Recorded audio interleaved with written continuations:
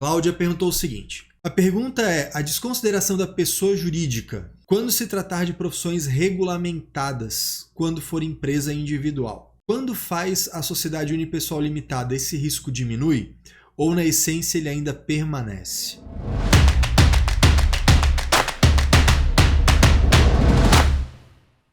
Ah, legal, Cláudia. Na verdade, tem duas coisas aí que a gente precisa separar, tá?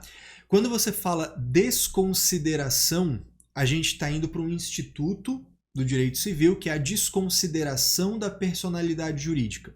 E aí, para observá-lo, a gente vai falar do artigo 50 do Código Civil. Não é exclusivamente nesse dispositivo, tá? A desconsideração da personalidade jurídica ela pode surgir a partir da CLT, ela pode surgir a partir do Código Tributário Nacional, tá? Tem outros dispositivos, mas tradicionalmente a gente olha para o Código Civil, especialmente o seu artigo 50. Vamos lá, Cláudia.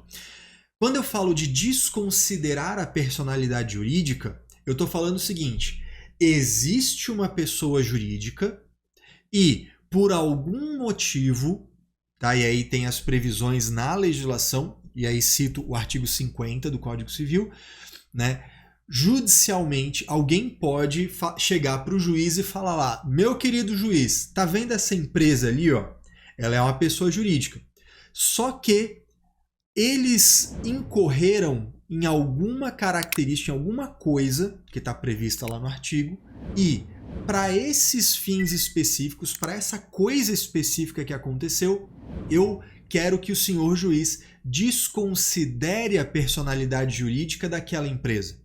Então percebe? Existe,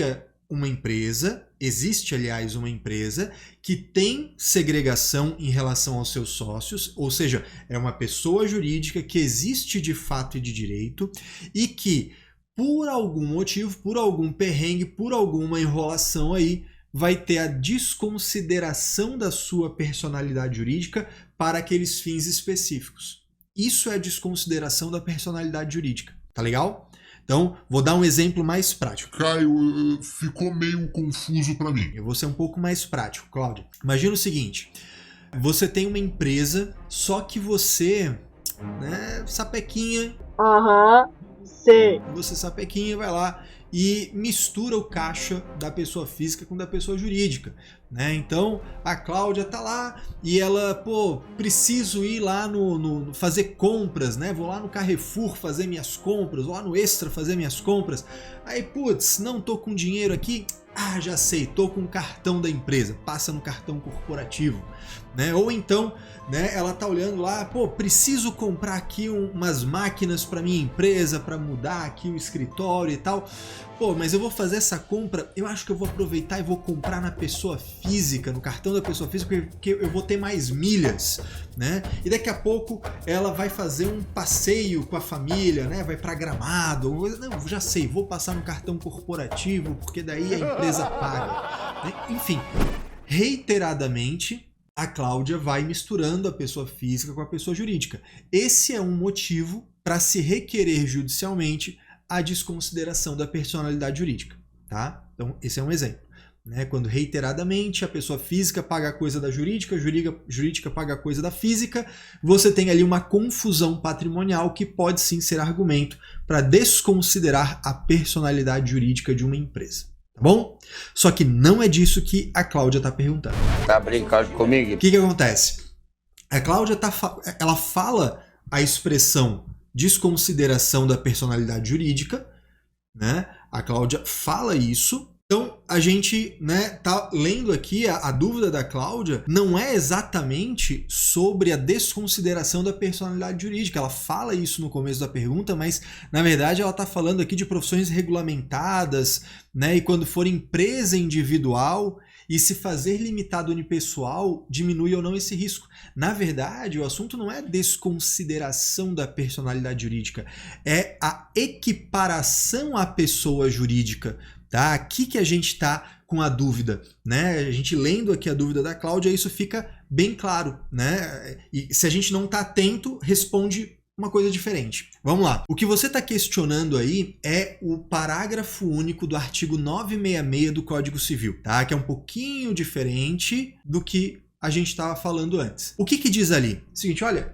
o artigo 966 ele vai definir o que é empresário. Então ele vai falar assim, olha, empresário é a pessoa que individualmente vai exercer uma atividade, parará, né? E aí o que essa pessoa física vai fazer? Pô, ela vai adotar um nome de guerra, que é a sua razão social, ela vai fazer um registro na junta comercial, que é o requerimento de empresário, só que ela ainda é uma pessoa física que, por exercer uma atividade empresarial, adota um nome de guerra, faz um determinado registro, se inscreve no CNPJ e para fins de tributação, ou seja, só na sua vida tributária, aquela atividade vai ser equiparada à pessoa jurídica. Então o empresário individual, assim, no limite, não é uma pessoa jurídica.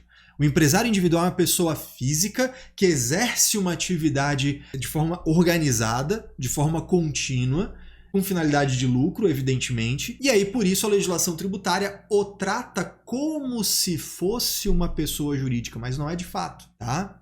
Isso é muito importante pra gente, porque daí no parágrafo único do artigo 966 vai falar o seguinte, ó, beleza, só que é o seguinte, se for atividade intelectual, profissional, cultural, parará, exercida individualmente, ou seja, se eu estou fazendo isso sozinho, no máximo ali com um auxiliar, né? Pô, eu tenho uma secretária, né? Vou pensar, eu contador. Pô, contador é uma atividade profissional, intelectual, né? Se eu fosse psicólogo, mesma coisa. Então, assim, se eu sou uma pessoa que exerce uma atividade dessas individualmente, no máximo ali com auxiliares, uma secretária, um motoboy, né? Um auxiliar administrativo, uma coordenadora de agenda, mas depende exclusivamente de mim o exercício da atividade, o parágrafo único do artigo 966 do Código Civil vai falar o seguinte, não, peraí, isso aí não se equipara à pessoa jurídica, isso aí não vai ser tratado como empresário. Portanto,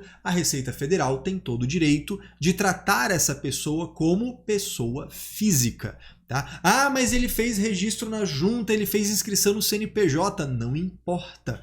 Se de fato é isso que está acontecendo, a Receita Federal poderia falar o seguinte, ó, dane-se esse CNPJ aí, dane-se. Ah, mas ele optou pelo Simples Nacional. Problema, tô nem aí. Acho que é essa merda aí, porra. Quero nem saber.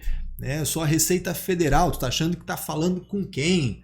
Né? E aí vai tratar como pessoa física, carnê-leão, escambau. Tá?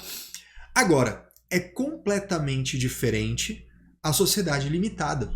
A sociedade limitada, ainda que de um sócio só, hein? Ainda que é limitada unipessoal. A sociedade limitada, ainda que de um sócio só, é uma pessoa jurídica de fato e de direito. Ela é de verdade uma pessoa jurídica. Ela é prevista no Código Civil como uma das pessoas jurídicas existentes. Perceba, no artigo não menciona o empresário individual. Quais são as pessoas jurídicas? Aí está listando lá, né, as associações, os partidos políticos, as sociedades, né, tem outros lá. Mas o empresário individual não está citado.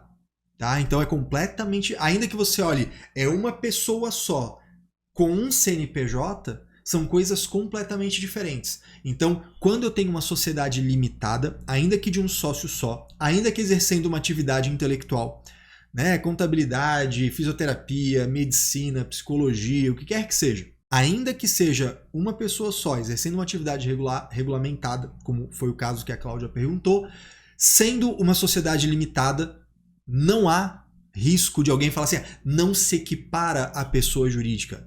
Não é questão de se equiparar ou não, é uma pessoa jurídica.